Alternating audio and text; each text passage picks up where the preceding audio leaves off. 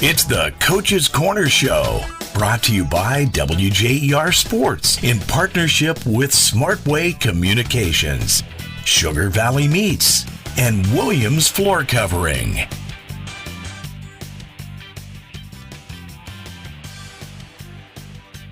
All right, we want to welcome you into the Coach's Corner Show.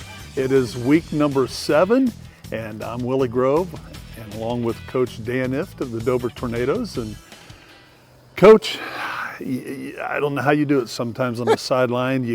You got a game that we think maybe we're going to come out of here.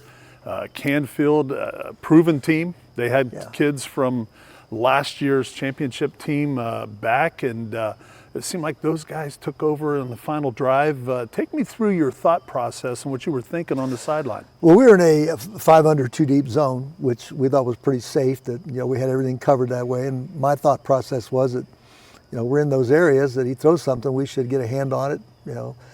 Chuck receivers as they come off the line of scrimmage, things of that nature. But it just didn't get done. And the other thing is, bring pressure and play man. Well, that kind of scared us a little bit. We're a little limited back there with some injuries and stuff. But there's no excuse for it. You got to stop them. And I know those 3 kids. It was 10, 11, and 4 were major contributors a year ago, and they just decided they're going to win the game. And at that point, we have to step up, I guess, and we didn't make a play. And they got down there way too fast, and it was as gut-wrenching a loss as that I've experienced, but it's probably worse for the kids. So my job this week is to get the kids back, and hopefully they're resilient, which I believe they are. They're great kids, and I felt really, really bad for them. And you know what? That was going to be my next question. You just answered it. What do you do as a coach or a coaching staff to keep that morale up, to build something positive out of the loss? Yeah, well, after 6 games, we've got 2 wins, and that's not real characteristic of us. So they want to make sure these kids understand, hey, it's not you. You're good enough. We got to get it done.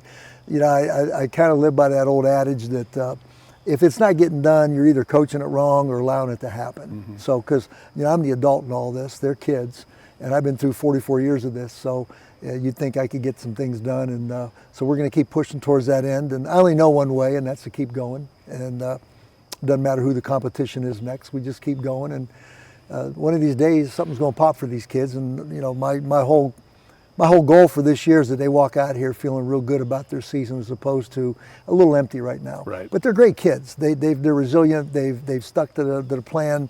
They've been great to coach. They're supportive of each other and their coaches.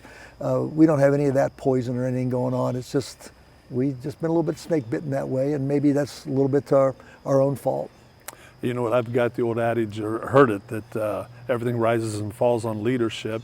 And you've got some leaders that are seniors. You're going to have to pull them together coming up this Friday, aren't you? Yeah, they're there's a point in the season where I think you become a team. And if you will, you go to that game that Ohio State had Saturday. There was a point there, and that was the last drive, where they matured like that. And you can't get that in coaching. You can't do it on a practice field. It's got to happen on the field.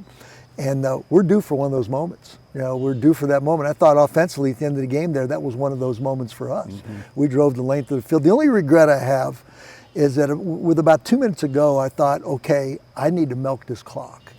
And get it down, and that's kind of a risky thing now, But I think, okay, we're going to put the game on this line right here. If we don't score, we scored 2 seconds ago, we're good.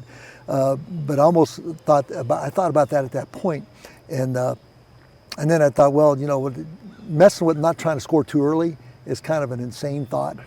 But that was my thought. Let's not score too early. You want to make sure you score. Yeah, and at that point they called a timeout, and it was like a 3rd down, and that's out the window. We have to score.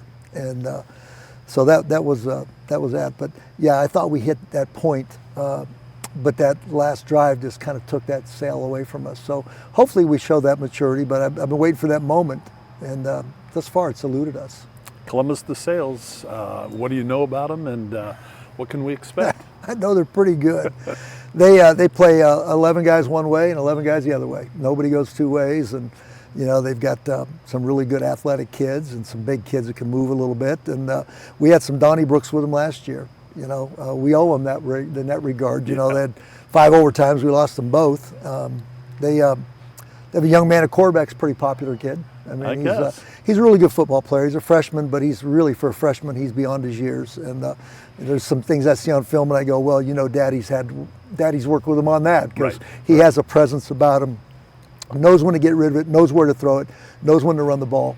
He just has that presence about him that way. So we're looking forward to the opportunity. I guess Coach is going to be there because they're on a bye week. So it's one of those opportunities. We're hoping he's in the press box. Maybe give us a halftime interview. Maybe he will. Maybe he will. He's got to be floating on air, that's for sure. Well, Dan, good luck this Friday. Thanks again for visiting with us. No, you're quite welcome, Willie. And that is the Coach's Corner Show for this week. This has been the Coach's Corner Show for WJER Sports, brought to you by Smartway Communications, Sugar Valley Meats, and Williams Floor Covering.